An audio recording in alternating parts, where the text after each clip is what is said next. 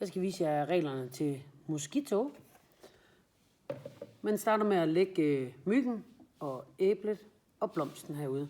Så har man Mariehønsene, som er point. Og så har man en kæmpe bunke kort. Og i forhold til, hvor mange spillere man er, lad os nu sige, at vi er 2 spillere, så deler man den i 2. Så har man lige mange kort, og så får man en bi hver. Hvis man nu er 3 spillere, så deler man det selvfølgelig i 3 bunker, og så får man en bi hver. Men nu leger vi lige, at vi spiller, at vi er 2. Så har man hver sin bunke og hver sin bi, der sidder ind herovre. Vi siger, sidder sådan her. Så gælder det simpelthen om, at man vender kortene på samme tid. Og det gør jeg så nu.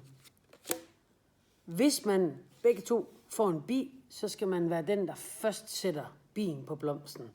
Det leger vi lige ved den, der sad herovre. Og når man får gjort det, så får man en Mariehøne som point.